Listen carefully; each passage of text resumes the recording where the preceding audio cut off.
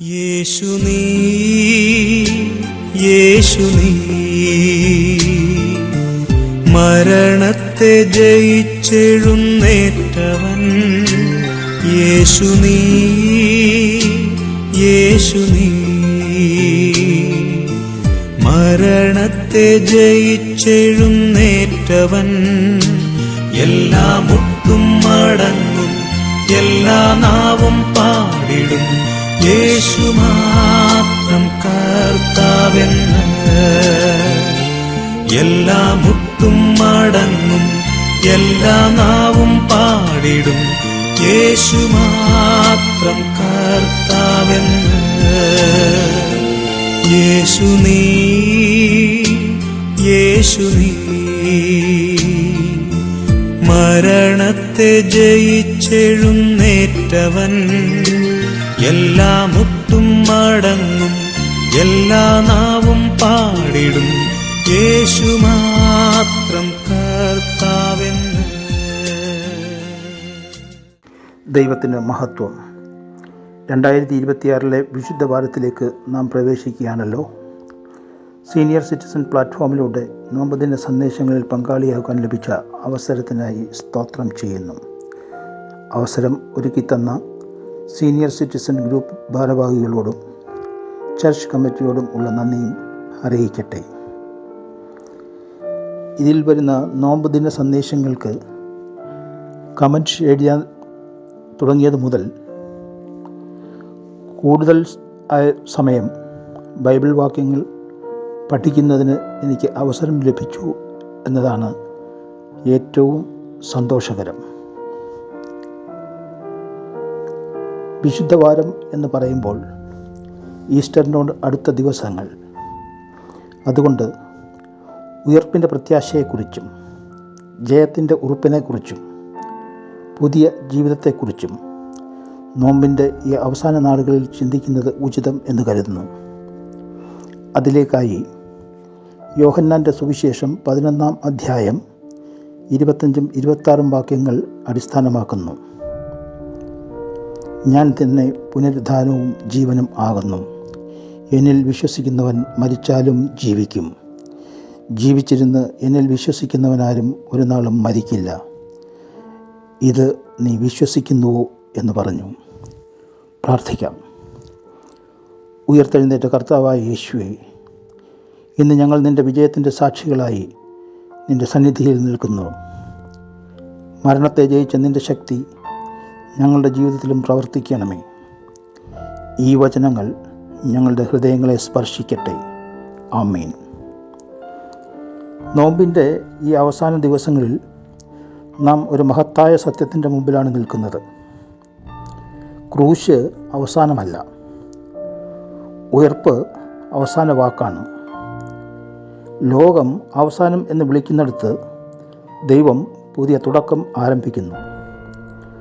മത്തായിയുടെ സുവിശേഷം 28 അധ്യായം 6 വാക്യം, അവൻ ഇവിടെയില്ല, താൻ പറഞ്ഞതുപോലെ ഉയർത്തെഴുന്നേറ്റു, അവൻ കിടന്ന സ്ഥലം വന്നു കാണുവീൻ. ശിഷ്യന്മാർ നിരാശയിലായിരുന്നു. അവർ കരഞ്ഞു, അവർ ഭയപ്പെട്ടു. പക്ഷേ ഞായറാഴ്ച രാവിലെ എല്ലാം മാറി. കല്ല് മാറി, കല്ലറ ശൂന്യമായി, മരണം തോറ്റു.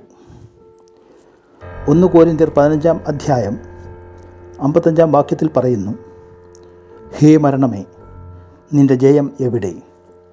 ഹേ മരണമേ, നിൻ്റെ വിഷമുള്ള എവിടെ? ഉയർപ്പോടുകൂടെ മരണം തോറ്റു. 2 കൊരിന്ത്യർ 5 അധ്യായം 17 വാക്യത്തിൽ നാം വായിക്കുന്നു, ഒരുത്തൻ ക്രിസ്തുവിലായാൽ അവൻ പുതിയ സൃഷ്ടിയാകുന്നു, പഴയത് കഴിഞ്ഞുപോയി, ഇതാ അത് പുതുതായി തീർന്നിരിക്കുന്നു. ക്രിസ്ത്യാനിത്വം ഒരു മതമല്ല, അത് ഒരു പുതിയ ജീവിതമാണ്. പഴയ പാപങ്ങൾ വിട്ടുപോകുന്നു, പുതിയ ജീവിതം ആരംഭിക്കുന്നു. ദൈവത്തോടുള്ള ബന്ധം പുതുക്കി ഒരു പുതിയ ജീവിതം ആരംഭിക്കുന്നു. 1 പത്രോസ് 1 അധ്യായം 3 വാക്യം ജീവനുള്ള പ്രത്യാശയെക്കുറിച്ച് പറയുന്നു. നമ്മുടെ പ്രത്യാശ സാഹചര്യങ്ങളിൽ അധിഷ്ഠിതമല്ല, പിന്നെയോ മനുഷ്യരിൽ അധിഷ്ഠിതമല്ല, യേശുവിൻ്റെ ഉയർപ്പിൽ അധിഷ്ഠിതമാണ്. ഇന്ന് നമുക്ക് തോന്നുന്നുണ്ടാകാം, ജീവിതം ഒരു കല്ലറ പോലെയാണ്, ഒരു പുതിയ തുടക്കം ഇല്ല എന്ന്. പക്ഷേ ദൈവം പറയുന്നു, കല്ല് മാറും, ജീവൻ വരും, പുതിയ തുടക്കം കുറിക്കും.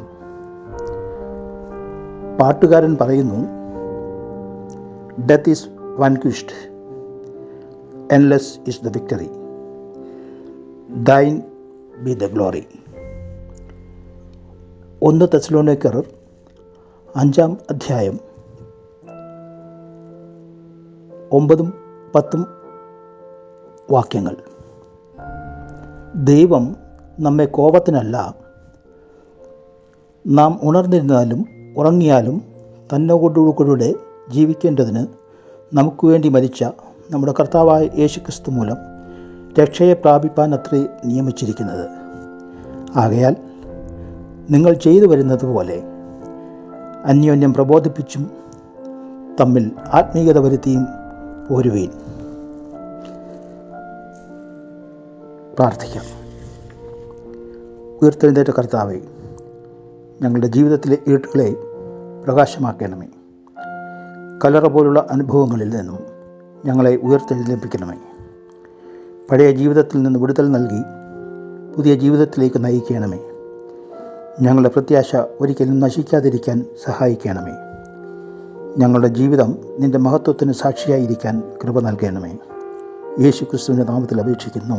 ആമേൻ. സ്തുതിയും സ്തോത്രവും എന്നും സ്വീകരിപ്പാൻ യോഗ്യനായോ നീ.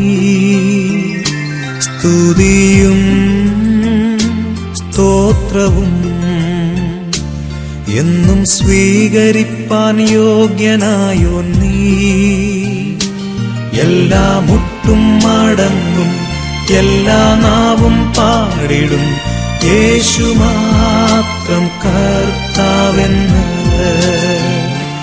എല്ലാ മുട്ടും മടങ്ങും, എല്ലാ നാവും പാടിടും, യേശു മാത്രം കർത്താവെന്ന്. യേശു നീ, യേശു നീ, മരണത്തെ ജയിച്ചെഴുന്നേറ്റവൻ.